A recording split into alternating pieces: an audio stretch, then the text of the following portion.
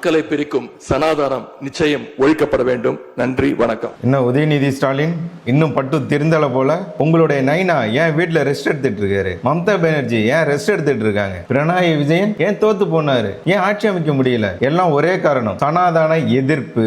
நீங்க ஏற்கனவே பேசினதுக்கு தான் திமுக படாத பாடுபட்டு இருக்கு. சனாதன ஒழிப்பு அப்படின்ற ஒரு காரணம் தான். இன்னைக்கு சட்டப்பேரவையில் வச்சு எதிர்கட்சி தலைவராக இருக்கக்கூடிய உதயநிதி ஸ்டாலின் இந்த மாதிரி பேசியிருக்கிறார். மக்களை பிரிக்கும் சனாதானம் ஒழிக்க வேண்டும் அப்படின்றார்.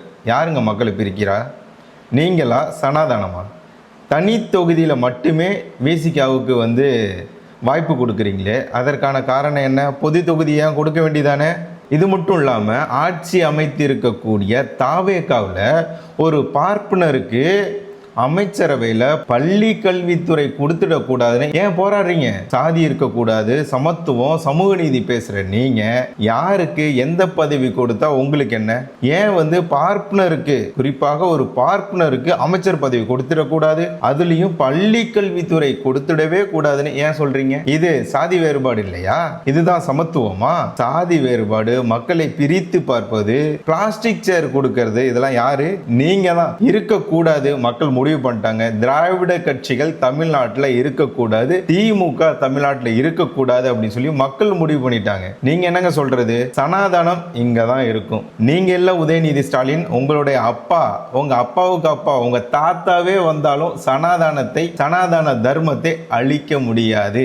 அது மக்களுக்கு தேவையானது, இந்த உலகத்திற்கு தேவையானது. அதனால தான் சனாதன தர்மம் இந்தியாவில் இருக்கிறதுனால தான் நாம நிம்மதியா, சுதந்திரமா, பயமே இல்லாம அமைதியா வாழ்ந்துகிட்டு இருக்கோம், ஒற்றுமையா வாழ்ந்துகிட்டு இருக்கோம். இதற்கெல்லாம் காரணம் சனாதன தர்மம். இங்க சனாதனம் ஒழியாது, ஒழிக்க முடியாது.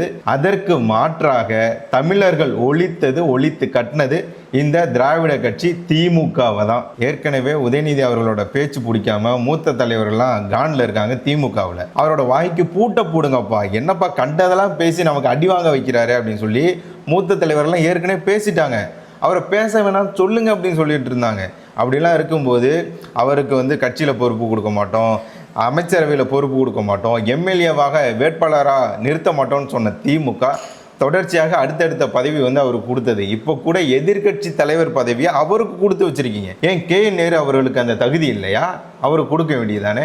ஏன் உதயநிதி நேத்திக்கு ஒருத்தருக்கு அந்த பதவியை ஏன் கொடுத்து வச்சிருக்கீங்க? இதுதான் சமூக நீதியா? இதுதான் சமத்துவமா? ஸ்டாலின் அங்கிள் கொஞ்சம் பார்த்துக்கோங்க. இப்படியே பேசிட்டு இருந்தாருன்னு வச்சுக்கோங்களேன், இப்போவாவது திமுக எதிர்கட்சிக்காவது வந்திருக்கு. இதே மாதிரி பேசிட்டு இருந்தாரு, திமுக தமிழ்நாட்டில இருந்து ஒழிக்கப்பட்டு விடும்.